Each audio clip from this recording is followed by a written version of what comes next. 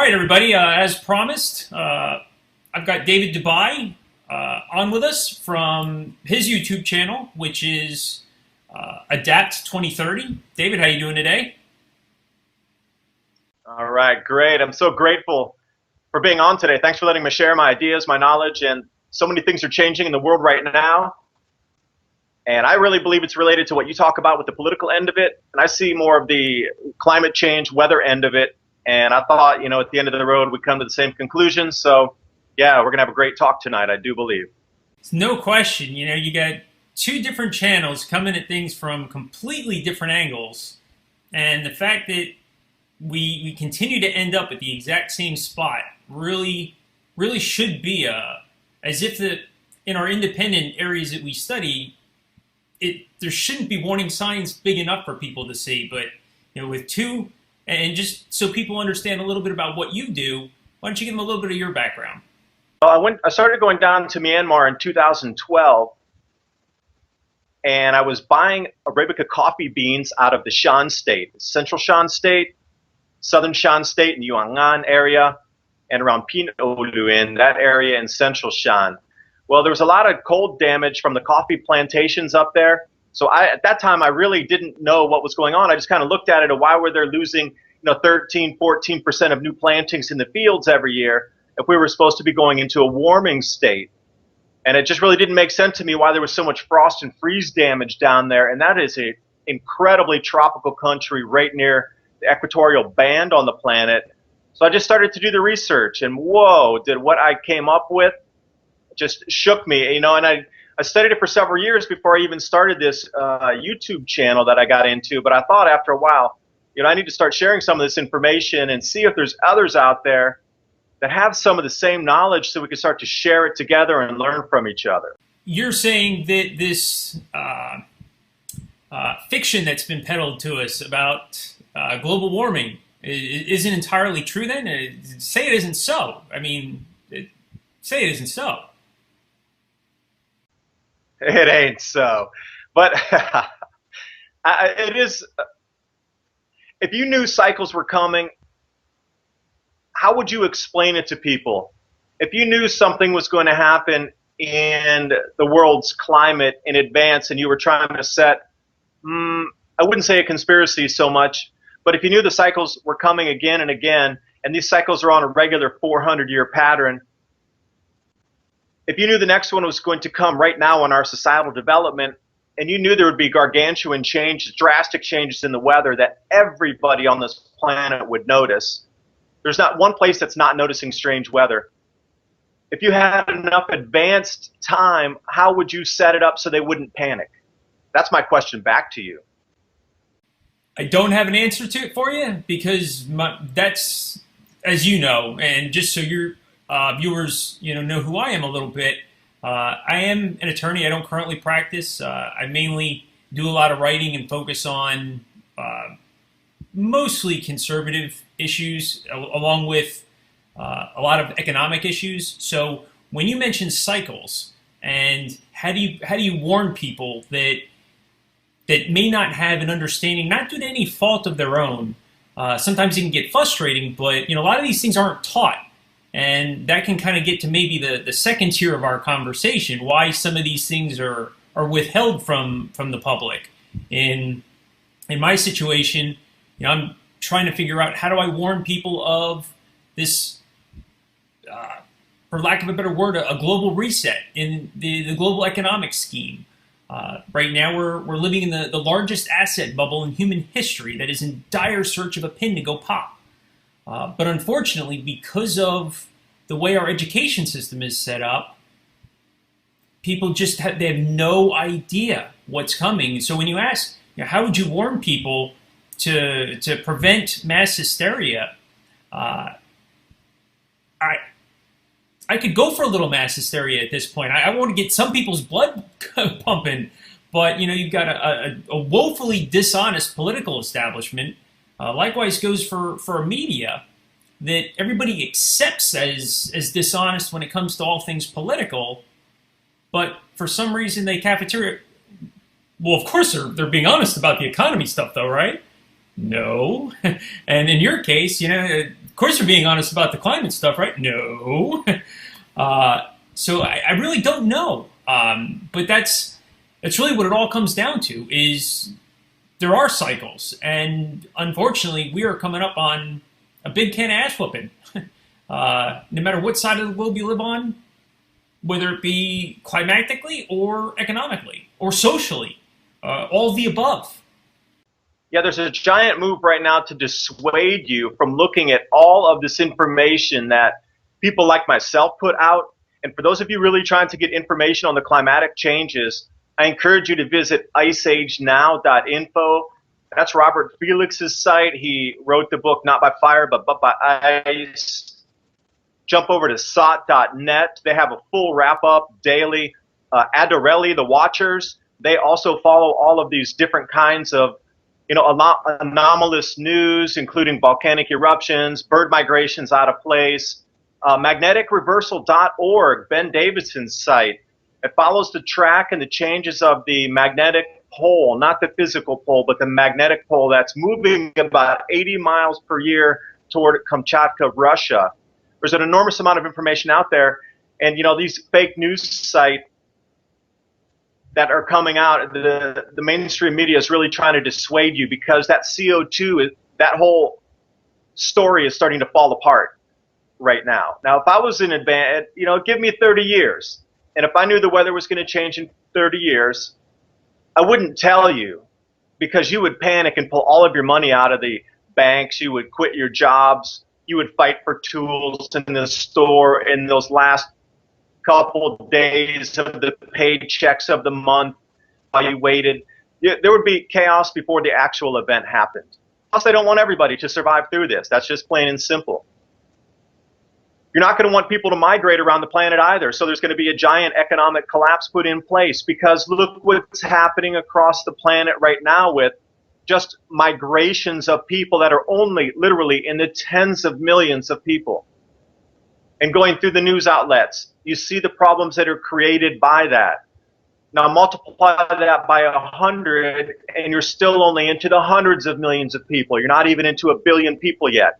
But if history repeats itself, and if you go back to the 1600s and the Modern Minimum, and you go back to the Wolf Minimum in the 1300s, and you go back to the collapse of the Roman Empire, and all the Chinese dynasty collapses, there's going to be billions of people migrating across this planet in search of food, in search of areas they can live in search of employment, because agriculture is going to be absolutely destroyed and crushed anywhere 45 north and above. So I could already see the chaos that would ensue, so you would not be telling people. That would create a huge panic before the fact. So I understand what you're saying. And it's not a whole lot different in the things that I'm trying to warn my viewers about as it relates to the economy. But let's see what common denominators we see in some of the activity that's going on. You mentioned a lot of people migrating, and we know that George Soros has taken responsibility for largely funding the refugee crisis that has now overrun Europe. Almost by design. Well, not almost by design. Phase one is like this slow burn of global society, because it's not just limited to the United States. As obviously everything you just said goes as it relates to the climate, but likewise goes for the economy. I keep preaching that once the global economy goes, there's nowhere to run. And you're either going to be the hunted or the hunter. So you can begin preparing now if you're one of those people who's lucky enough to still have an income, because if you, what's the common thread here? In both situations is the dishonesty and the lack of full disclosure on the part of those in charge. And I guess we could debate who those in charge are. Thoughts on that? So let's jump into a couple charts here. I've been talking about these cycles repeating, and if I can start down here, the history of Japan is on the left side.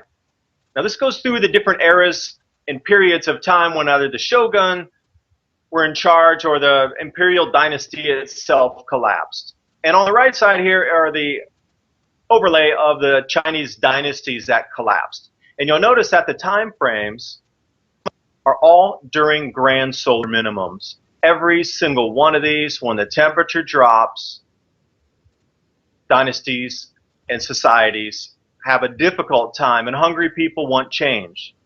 So this history of Japan, when we look through the different periods, at 1185, you'll find that the Jin dynasty collapsed, and that was right inside the Mongol invasions as well. Now, why do you think the Mongols invaded? You got to ask yourself, why are these people moving around even back then when there were so few people on the planet? They went to invade other areas. They weren't just going out for fun to invade. They were searching for food and a different way of life because it was so cold and inhospitable. And when we look here at 1333, when we get into the Wolf Minimum, that was Yuan dynasty collapse. Zheng He had to go out and start looking around the 1450s. They thought another grand solar minimum was coming, so they sent out Zheng He to start exploring. But that was only a small one, and it didn't actually metamorphosize into a large grand solar minimum. But when we come up into the 1600s, that's the modern minimum. And you know what happened in Europe. They lost 25% of their population. You got dynasties collapsing all over the place across Asia. Everything changed rulership during that time, including, the kings and queens and the wars that happened in Europe were all related to the same event. It's a global event. Now, mostly documented in the Northern Hemisphere because the Chinese kept impeccable records along with the Japanese. And when we get over to the Western European style, there was a lot of records left over from, that era as well. When we go further back in time, let's take a look at the time era with the Roman collapse here.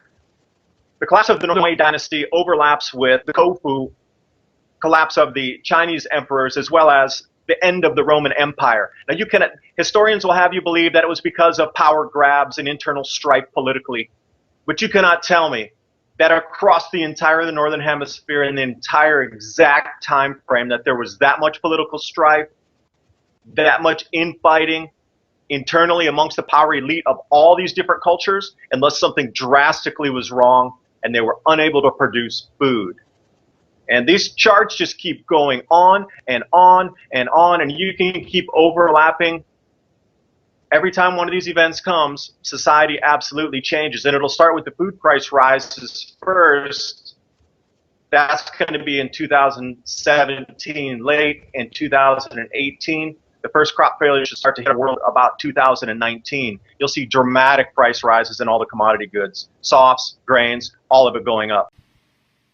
Now, why do you suppose the powers that be, we'll call them for the time being, why do you suppose that they're withholding that information? You've got to believe that if you're able to come up with this information, that surely folks at NASA and JPL and all the rest of these high-tech outfits around the world, they obviously have to know. So what's with this CO2 greenhouse gas? Why aren't they coming clean with people? From the perspective of climate, and who do you think is they that's withholding this information from people? It seems to be a hierarchy, and you can talk about the hierarchy yourself, going down in the power structure of what's set up on our planet. This CO2 myth was put into place so when people started asking questions and they saw the weather changing, that they would go along with it, and it's become such a religion now. Now they want to have a global consumption tax, and as if paying money is going to change the weather back or the climate back. Impossible. Who's going to do that? Who's going to stand out there and actually change the weather back if I pay them money? Nobody. Now take a look at the Greenland ice data sheet here. This comes from DMI, and it'll show that it's 100 gigatons above the normal average for this year alone. Global temperatures are dropping on the land-based surface temperature stations. If you look in the 2016 cooling chart here, El Nino has waned. Now, these are land-based surface temperatures. These are not satellite data going over the ocean basins. This is land only dropping. We're getting drops in temperature coming along with the oceans cooling. So when you start overlaying all these drops in temperature, but what's funny is if you look at the slide here, GISS hot overlaid with RSS, which is remote sensing systems, and UAH, which is University of Huntsville, Alabama. How are the NASA temperatures literally 0.4 of a degree warmer than everything else? If they're satellites, and then, the last couple of years they've been saying it's the warmest year ever by 1,000th of a degree, by 100th of a degree. If satellites are that precise, how can there be such a variance between the NASA data, which is running 0.4 of a degree warmer than the other two satellite sets, which are pretty much in sync with each other? You get these lies after lies being told to keep this agenda going. It is time to stop. The people need to be warned so they can prepare. We need to start working together in communities, and I think that's what they're trying to prevent. They're trying to divide us further. They're trying to get us not to work together, and, you talked about the purpose of this. I'm not sure either what the end result is, why one is so divided. I just don't get it. Well, somebody asked me last night, it's clear from the data that you're showing that there is would you think, is it fair of me to say, a biblical change in the weather coming, and not for the warmer? We are in for a very rude awakening as a species because of how badly we've been lied to. Is that fair of me to say? It is, and I want to take you right over to the Younger Dryas period, and YD3 is the slide that I have here. There have been massive changes in our weather, and they always tell you, oh, it hasn't changed this much in the last 100,000 years. I'm going to say that is totally incorrect, so false that those people should lose their jobs for telling you such a fabrication. When we look at the Younger Dryas, temperatures dropped 20 degrees Celsius and then rose that fast again within just even a decade. There was a meteor impact over the ice sheet in North America. Randall Carlson gets really deep into this and shows us in the Washington State area and how that runoff from that cometary impact also had a lot of debris that flew around. The same thing that we're going to be seeing soon with volcanic eruptions and the sulfur dioxide blocking out the sun. There was a drastic climate change that happened at that time, going cold. And then after about 200 years, it warmed right back up. But not a little bit. It suddenly rose 20 degrees Celsius within 10 years. They always stop their charts at 11,000 years ago. Why do they do that? They don't want you to see the Younger Dryas, that there's been massive climate change that's happened before, and they just can't explain. Japan moved 8 feet during that large quake where there was a 9.0. And we're told through all the geology classes we've ever taken that the plate tectonics, it can only ever move at like 1 inch every X amount of years. And it never varies from that, and it's always static. And then it jumped 8 feet in a single event. Kyushu Island jumped 30 feet in that secondary set of eruptions last year. There's way more going on our Earth's terrestrial systems, and it's not just the ebb and a flow where it increases incrementally every year and we can measure it. No. There are events, and these are what's going to occur right now. We are going to get cold fast. Well, it makes me wonder if because, and it leads me back to what somebody asked me about last night, and that's somebody asked me if it was possible that, because I had done an article that explained how the uber elites, they're spending on these multi-millions, one of them in Texas, $300 million doomsday bunker that these millionaires and billionaires are constructing at a rate of 700% more this year than any other year in the past. And Carl Gallup makes the point, that these people didn't get that rich by not, even if they were idiots, they surround themselves with people that aren't idiots, for a polite way to put it, I suppose. Maybe that wasn't so polite, I don't know. But they typically have access to information that most people don't. And furthermore, they've got resources to act on that information when it's given to them. So it was presented to me that is it possible that the elites aren't as worried about an economic collapse as they could be worried about something going on, celestially or with the climate that is the reason why they've constructed these massive underground military bunkers. And I've done some writing about it. It's difficult to find reliable information on them, but there are enormous underground complexes in virtually every industrialized nation on Earth. China's got them, Russia's got, everybody's got them. It's my understanding that we financed most of them. Probably has a lot to do with where the $9 trillion that's missing from the Fed went, because God knows it didn't go to infrastructure on this side of the crust. So the theme that I seem to see you and I coming back to an awful lot is there seems to be some puppet masters that are pulling a lot of strings, but they all seem to end in the same place. And so from my perspective, I'm looking at the global economy. You've got the United States dollar is the world reserve currency, has been for 70 years. So anybody under the age of 70 has never known planet Earth without the dollar as the world reserve currency. Why is that so important? Let me phrase that. Why is it so important that we're in deep trouble if we lose it? And it's because it provided a means for countries to settle their trade with a common denominator. So everybody would buy U.S. treasuries, they'd keep them in their piggy banks, and then when it came time to trade, they'd trade the treasuries, etc. Well, 10 years ago, 75% of global trade was done in U.S. dollars. Today, that number is less than 35% and dropping like a rock. So people that think that we are not going to lose that status are just dead wrong. It's not like there's going to be a vote someday in the UN, all in favor of dropping the dollar. It's not going to be like that. It's a process. It's a process that is well underway. And when it goes, everything goes. Society goes. You've talked a lot about food. So, I also draw a lot of parallels to some of our research there. There's no question with a worthless dollar, a bankrupt country, nowhere to borrow from, we don't have any production capacity anymore. And what scares me the most, and what should scare American people just out of their minds, especially if they have kids, is we import over 50% of our nation's food. So you've got a country that produces nothing with a worthless dollar, that can't borrow from anywhere, and imports 50% of its food with known climate trouble on the horizon. And where does all that lead? I mean...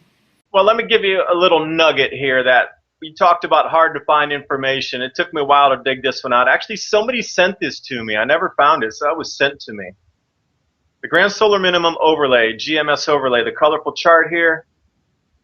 This goes continent by continent with thousands of temperature reconstructions based on lake core drilling samples, stalactites, different type of beryllium 10, tree ring data, and just a host of other coral rings. They went down sediment cores depending on what the coastal area was. This is an overlay from the Arctic to Europe to Asia, North America, Australasia, which includes New Zealand, Australia, Tasmania down there, that whole area, South America itself, and Antarctica. Now, they've overlaid all of these on top of each other on what happened during particular time frames. Now, knowing when cycles come up again, when was it coolest? In the 1600s, and you can see clearly where all of these areas are overlapping. They have a really good gauge on what's going to happen, and I do talk about food supplies a lot because hungry people are, shall we say, desperate and uncontrollable, and you don't know their moves. If I just take your job and you're protesting on the street, I pretty much know if I get the police out there, I can cordon you off in this area and fire leave, and we pretty much know what your actions are going to become. Stimulus A is going to produce response B, and that's pretty much it when everything's stable. And even in the worst riots, I mean, things are still controllable with army. When you get out people who are hungry and they're going to die anyway, or their children are going to die from starvation, that's uncontrollable. You really lost control of the society at that point. And everything we see up to this present day is all these conflicts you're seeing on the planet is the pre-preparation to militarize everything to try to control this when it happens.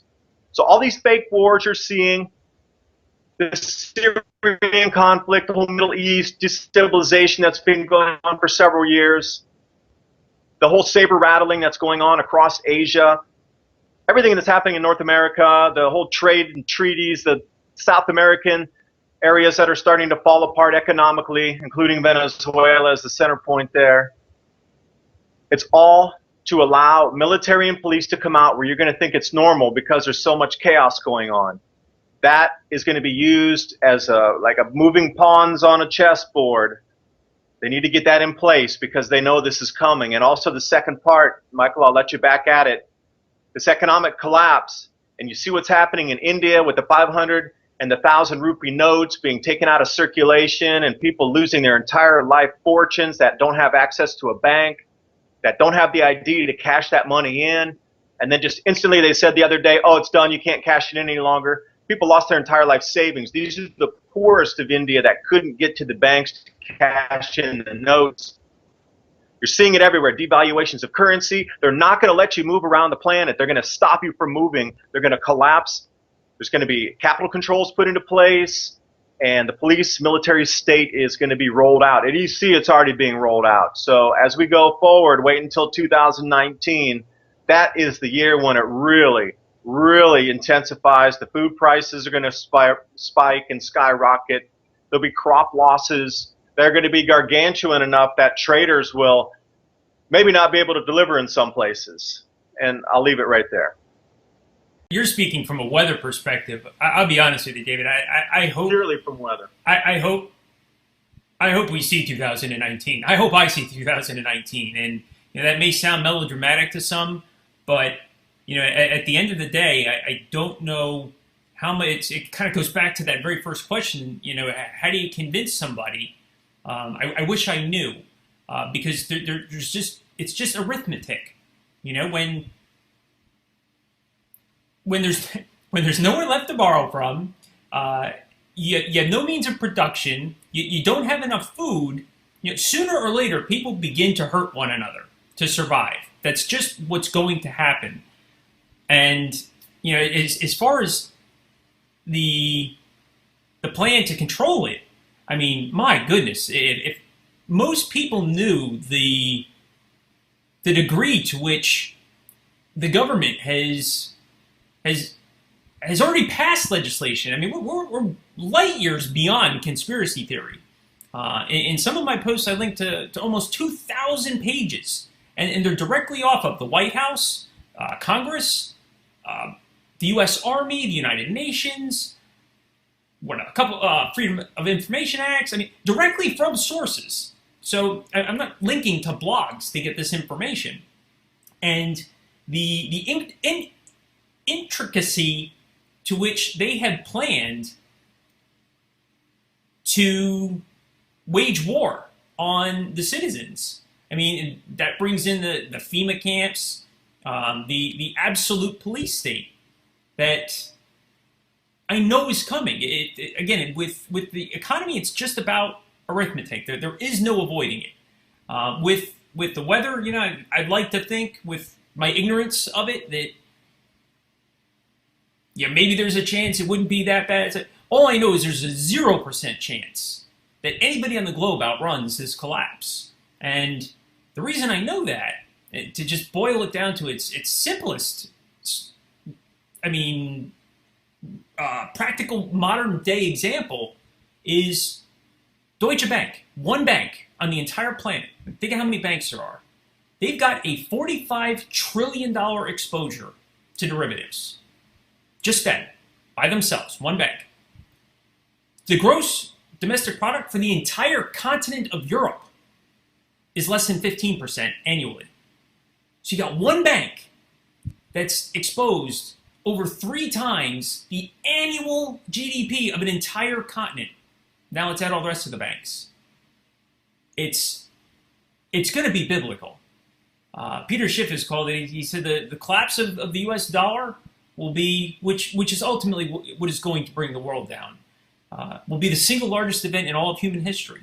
And all these things are happening at the same time. As far as talking about supplies and food, whether it's damage through weather, either way, we're being lied to incessantly by the powers that be. And you just got to ask yourself, to what end? It's going to be more of a controlled demolition. It's all been set up. Our entire world is a facade. It's all been set up, at least in these last 30 years. It's my own personal opinion. You can agree or disagree. They know this event's coming. And I'll pull up just one last chart, and I'm trying to give you some information here. This Nature and Geosciences, it says grand solar minimum over the last 1,000 years, the red and yellow chart here. These drop-offs, this is the Altai Mountains in the Russian area and the European Alps. It should say GSM 1,000 years, the grand solar minimum, it's the red one. The drops that come are steep and fast. It's nothing like we've ever seen before and how fast. The early 1970s would be light in comparison. They've set this up because they know what's about to happen.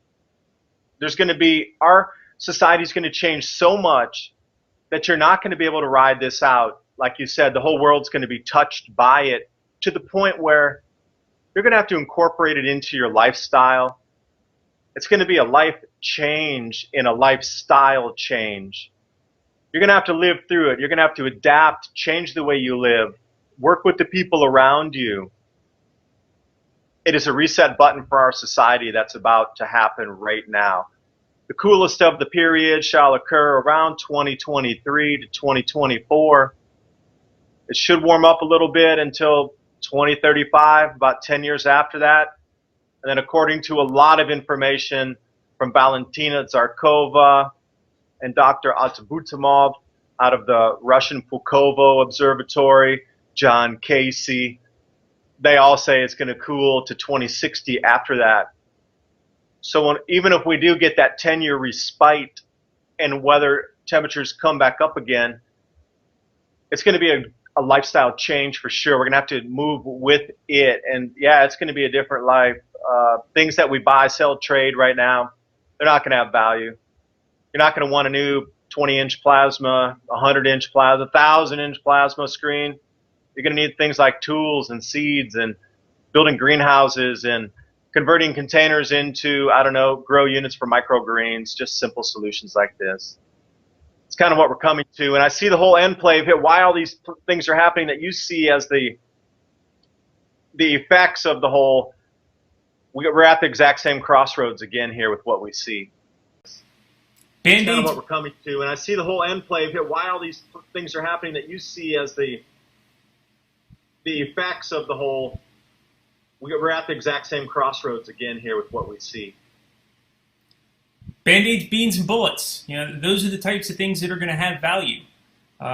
Gold, silver, anything that has value just because of what it is, as opposed to this fiat money that we've been dealing with. I've tried to convey to the people that I talk to that they need to begin preparing for the unthinkable to become ordinary, like conditions that they would never even dream of having to deal with today in their worst nightmare. That's going to be daily living soon enough. And whether it's from social unrest, whether it's from world wars, whether it's from the climate, whether it's from the economy, it just feels like we're building up to a crescendo. And you know who's very well insulated from all of it? And that's the global elites. They've got their bunkers, they've got their safe spaces, their adult safe spaces, so to speak.